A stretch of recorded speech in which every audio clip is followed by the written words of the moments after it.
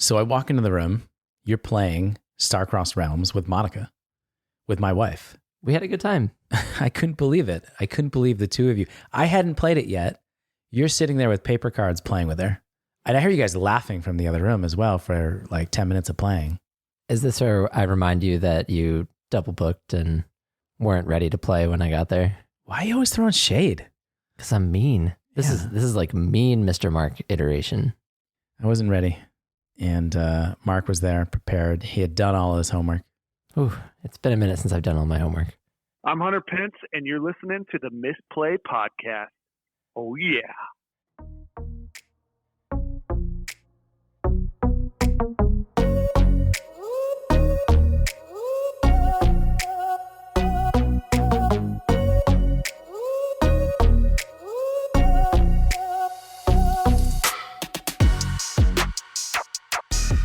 Hello, and welcome to the Misplay, where we repeatedly try and play the top of both cards in Gloomhaven.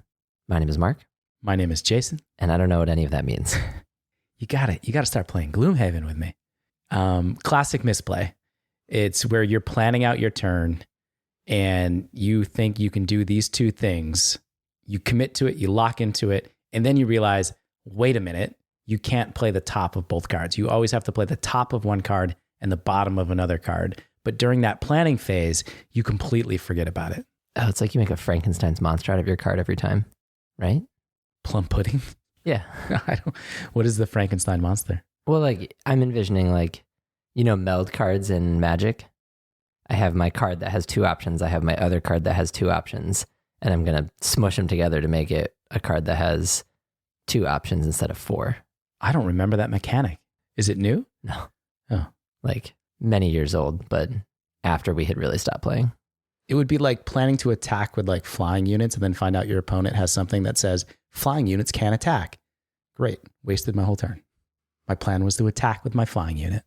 Speaking of planning and turn sequences in card games, where are we? We have been playing a parallel version of Star-Crossed Realms. You did your homework. We talked about it in the last show. We said, Mark, let's create a paper copy of Star-Crossed Realms. You did that, but you deviated a little bit. And Peter hasn't even seen, lead game designer Peter hasn't even seen what you have created yet. You took the three things we were talking about in the last show, that there should be some changes to the buy row, that the chain should function a little bit differently, and that there should be, a win condition when you play a game. So you did all of that, and you created a paper copy of the game for us to play. It felt very much like the way that you took the building blocks and the pieces and some of the concept and vision for MMA Gauntlet and came up with your redesign. I kind of did the same thing with Star-Crossed Realms. I used a lot of what Peter and I had talked about and built on, and some of the cards that he had developed and some of the pieces that he had developed and made, and simplified, I think is a way of putting it, but brought it to a spot where I could make it tangible for you, because I know that was kind of one of the sticking points in translation for us. What was the tool that you used to create the cards? I used the same card generator that Board Game Casual recommended, dexterous.com.au. It was a very intuitive way to put in cards quickly. I even came up with what I thought was a cool template for the cards and was able to just knock out writing all the cards very quickly from the concept pieces that I'd written in my pre-work. I thought it was clever what you did with the card where the text that was relevant to me faced me, and the text that was relevant to my playing partner, they could see. So each side of the card was a mirror effect, essentially. Yeah. It was a neat feature of the program, and I think it serves this particular game really well. The hardest part for me, I think, in this stage right now is trying to remember that it is okay to be boring. We're at a point where we're at the beginning stages of creating a game. I don't think when they created Wingspan, which is a game that we like, I don't think the first time they sat down to play it, it was polished. I don't think a skyscraper starts as a skyscraper, right? It starts as just like some drawings on some paper. And that's where we're at. We just have some drawings on paper. And it's been really hard for me to, and I'm working on it, just not be like so critical where, it's like, I hate this. This is dumb. I don't like it, and being like, what can I do to make it more likable? What can I do to improve the experience? So I'm working on that. We're going to talk about that. We're going to talk about what we did and our playtests. But before we do, this week's episode is brought to you by Koenig Creations. Koenig Creations is a print and play design studio that seeks to make accessible, fun games that are easy to print. One of the features on their website, and last week we had talked about signing up for their newsletter, one of the features I really enjoy is Wayne's blog.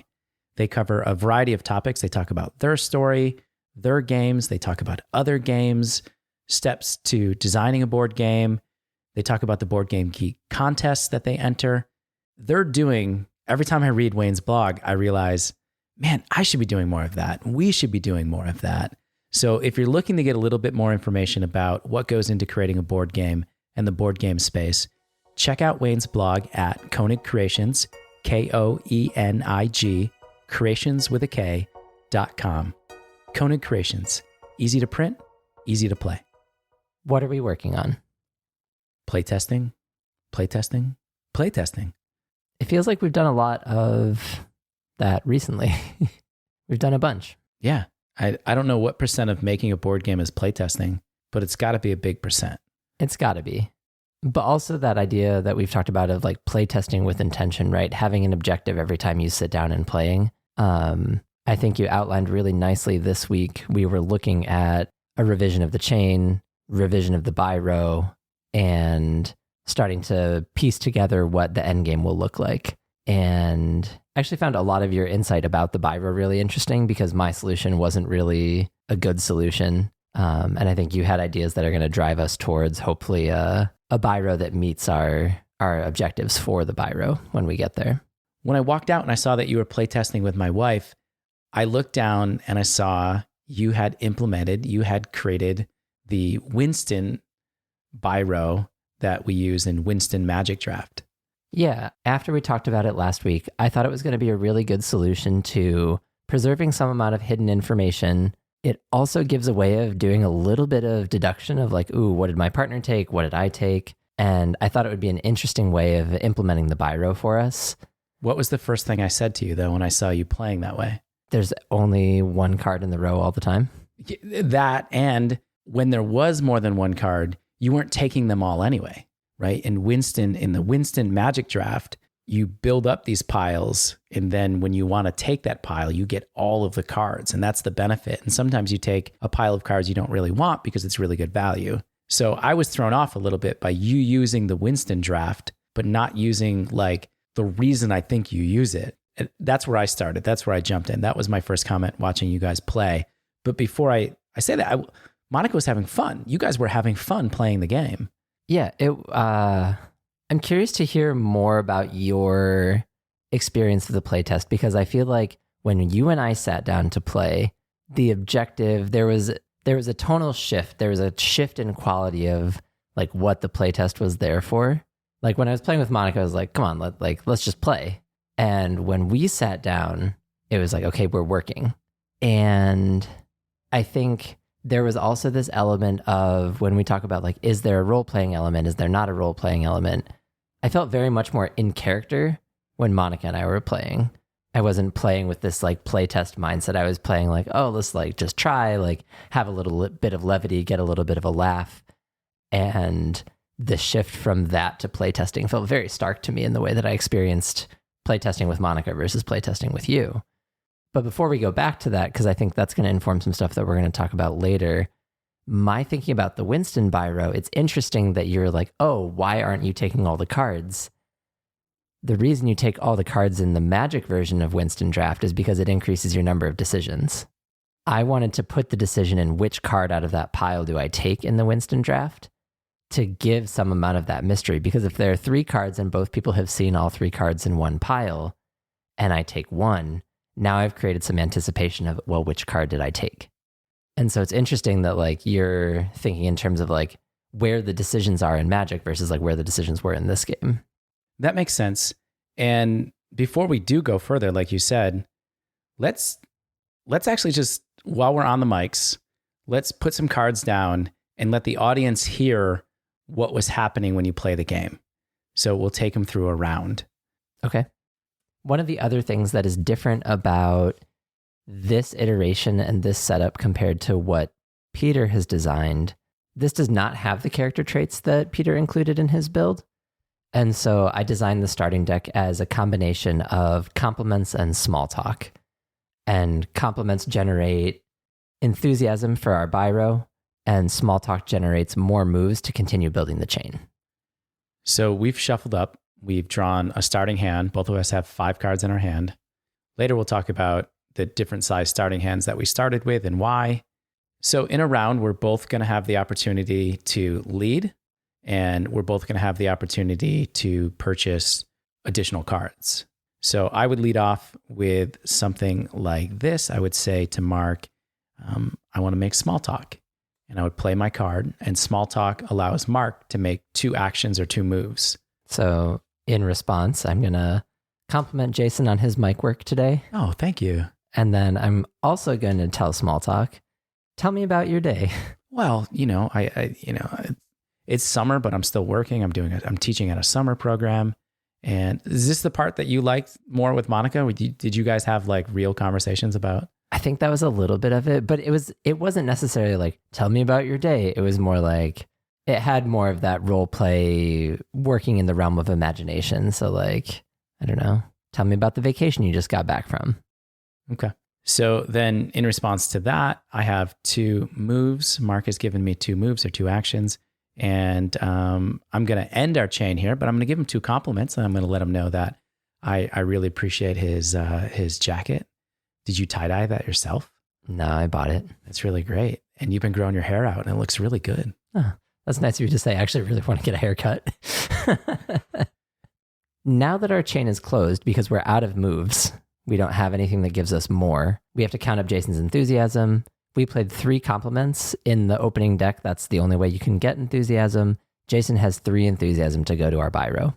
And so then I would go to, we experimented with different ways to do this, but I would go to the biro and I would purchase what I could for 3 enthusiasm. Eventually, you start to buy cards that make the game a little bit more interesting. So for example, I'm holding a card, Mark, your favorite, Backflip. Backflip gives you a move as my partner, but generates 3 enthusiasm. So you're going to be able to do things that create a lot more enthusiasm over time as you build your deck in the same way that you would if you were playing something like Dominion, where your deck just becomes more powerful.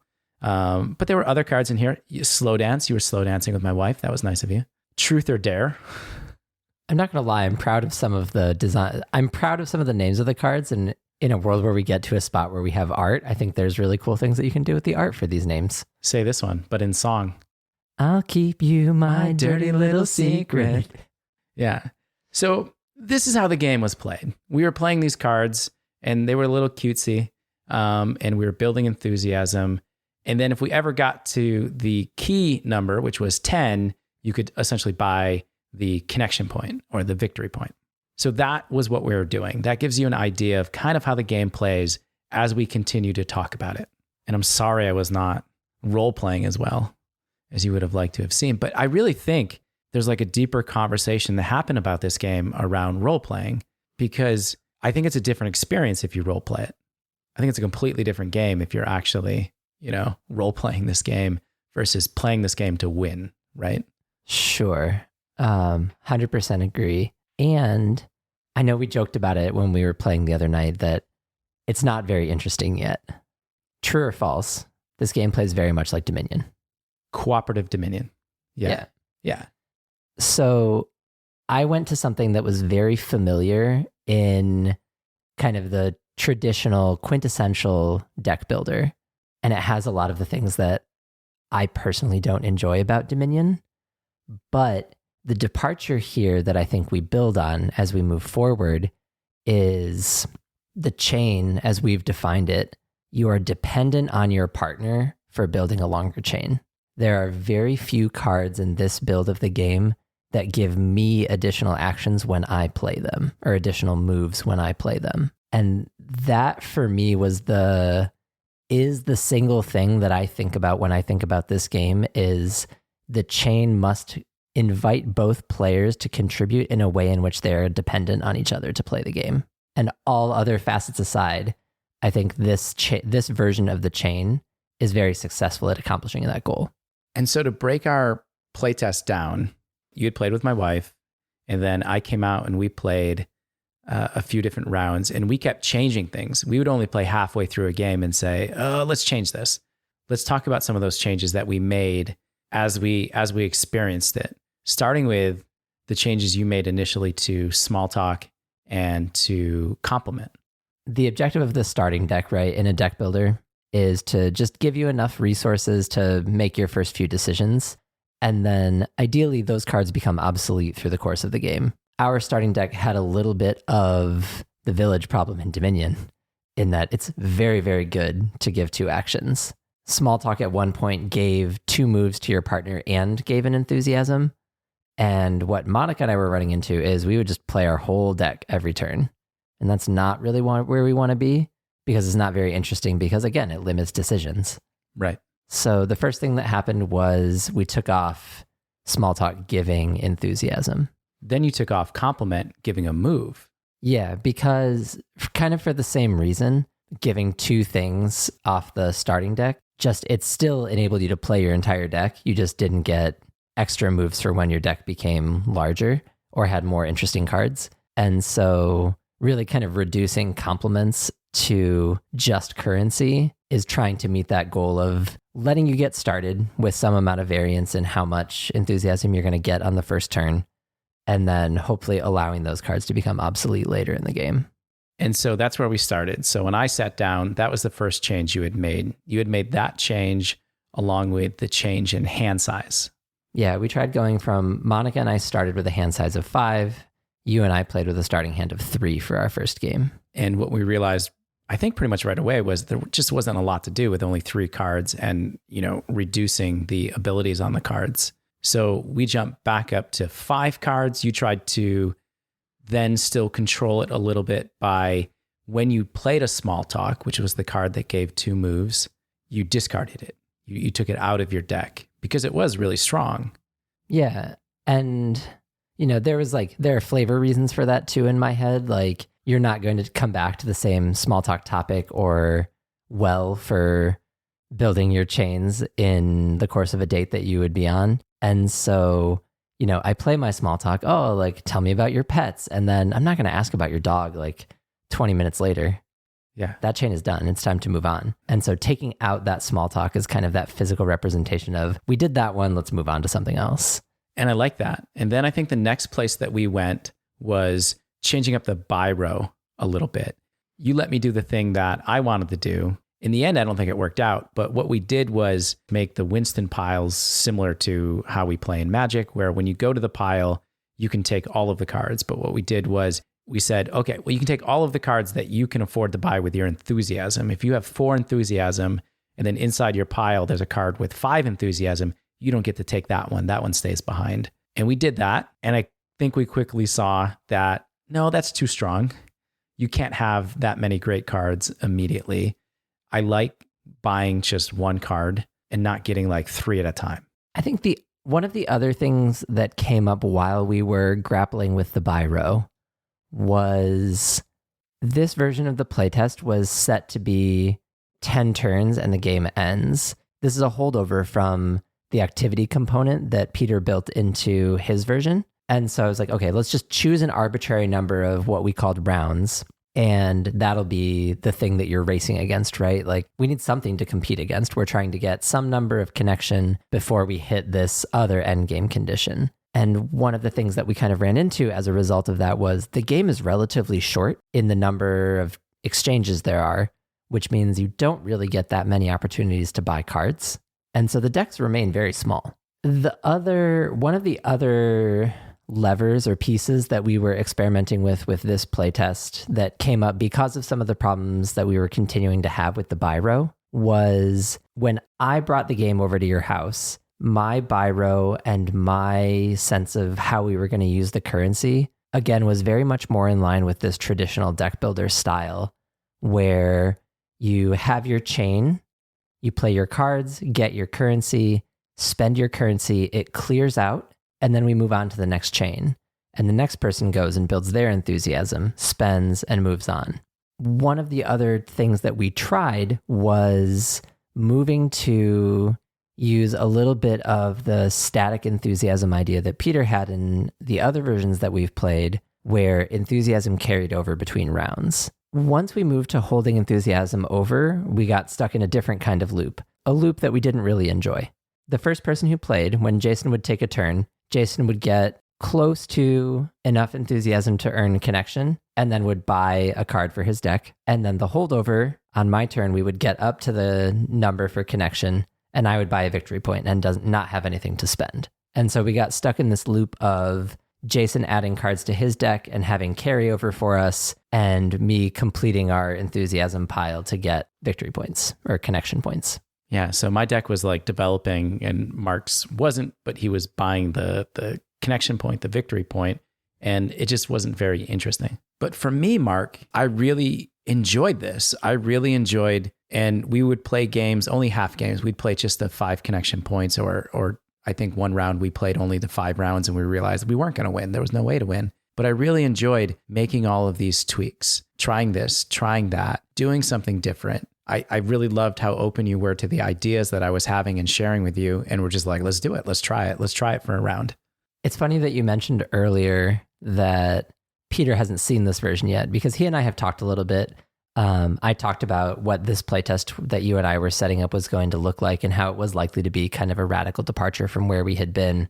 And I was talking to Peter today and he was like, oh, I put together this changelog so we can document what we've changed along the way. So that'll be something that we'll share out and start working with as we continue to iterate and kind of go back and forth between these different versions as we bring in things that work well, things that don't work well, things that are fun, things that aren't fun, and kind of build hopefully something that moves from not very interesting yet to very interesting and very compelling.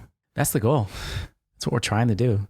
You know, I keep thinking about the way playing the game with Monica was different from the way playing it with you was. Not just because Monica and I were really just playing and you and I were more working, but more for that difference in, I felt like I brought my role-playing character to the playtest with Monica, and I did not bring that to the playtest with you. And so kind of something that I think we should talk about, and coincides to the way that you talked about the possibility of packaging this game or selling this game. What is the role-playing element feel that we want? Because when Peter pitched the game, like Star-Crossed Realms is a nod to a deck builder. It is also a nod to a role-playing game. That is what we have to figure out. And I think, Mark, there's actually a third way to think about this game. I think number one is what we've been talking about is you could play this and have some fun with role-playing, and you could answer the questions seriously, or you could be silly and, or you can just give answers that aren't you, right? You can role-play. The second way to think about it is you can just play to win. You can say, we're just building enthusiasm and our goal is to get a connection and whatever the metric we set. I think there's a third way. It could actually be played on a date by 2 people on a first date. Like I can imagine a scenario where, people are trying to decide what to do on a date. It's like, oh, we can go grab coffee. We could go do this. We can go for a walk. It's like, have you heard about that dating game? Have you heard about Star-Crossed Realms? No, I've never heard of it. No, it's a game you can play like on a date. Do you want to play that? We can go down to Game Parlor and play that. And you could actually not role play the responses. You can just respond. You can just, there's some of the cards in there that say, tell a good story. Okay, tell me a good story, right? I put the person on the spot. Tell me a good story. You got a good story? You have a card in there that says 2 truths and a lie. I love that game. You could play that game on a date. So not only are you playing the game to win the connection score, you're actually playing the game to find out about the other person. So I think that's the third way you could play this game. We have to figure out what it is we really want to build. Do we want to build a game where we are encouraging and we want people and we sell it as a role play game? Or do we want to build it and just sell it as, no, this is just a game that you sit down and you play with somebody and these are fun, interactive things that you get to do, but you don't necessarily have to do a backflip, Mark. You don't necessarily have to tell a good story. I'm going to die on the hill that backflip has to be in the game. There's no way. I'm going to die on the hill that backflip cannot be in the game. We're both going to be dead. How do we both die? Isn't just one of us there? Lead designer gets to break the tie. Ooh, Peter, let me give you a compliment. Better be a heartfelt story to get some extra enthusiasm for you. I will tell you a dirty little secret about Mark. He knows all my secrets. That's true. So we have to like figure out what it is we really want to accomplish for the experience of playing it. I think all three could be valid. I don't know yet. I think that's one of the things that we go to discuss behind the scenes and bring back when we've had a more systematized way of thinking about it or working through those questions as a design team. There were a few other small elements that I was hoping to get into this version that didn't make it because time constraints, or I didn't find a good solution that met the objectives that we needed to meet for this particular playtest. Backflip fell into this category for me. There's this element of when a person takes some kind of risk on their date, when they tell that heartfelt story, when they do the backflip, it's the person doing it taking this risk that then presents the opportunity for connection to build. That was like a flavor piece or an effect, an experience of the gameplay that I think would be a really compelling space to play with. And I just didn't find a good solution for how would I bring that into the game. But thinking about the way cards are designed, like heartfelt story comes to mind for this backflip. But these things that are kind of symbolic of taking a risk to really put yourself out there, like that's how you build connection, right? I share something and then the person either like accepts that or doesn't. And there's an interesting tension in the way that works with enthusiasm in the game that I just didn't quite solve for. And then there were other pieces from Peter's version of the game that I think are very compelling and interesting, the character traits that I didn't rework in a way that functioned with this deck or this version of the playtest. So there are still kind of these like outlier things that we need to also consider that I think become the core identity, the soul of the game, now that I think we have something that is more close to what the final gameplay starts to look like. What's next?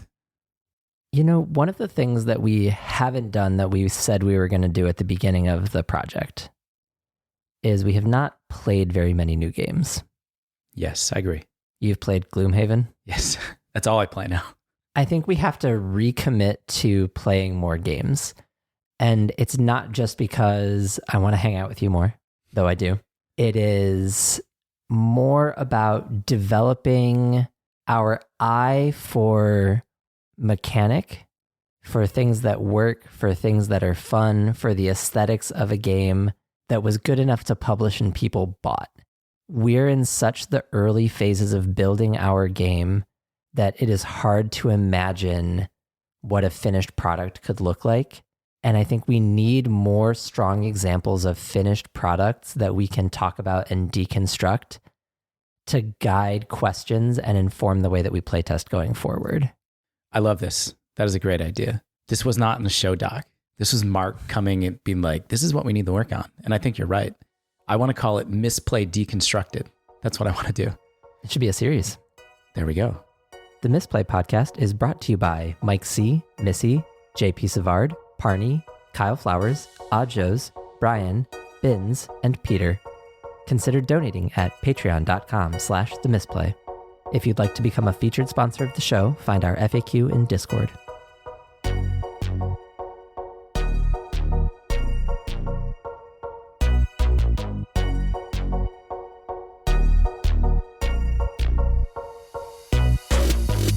You gotta start with where are we? Where are we? Less mad and more. Not mad, I'm tired. And not ganging and not getting like 3 at a time.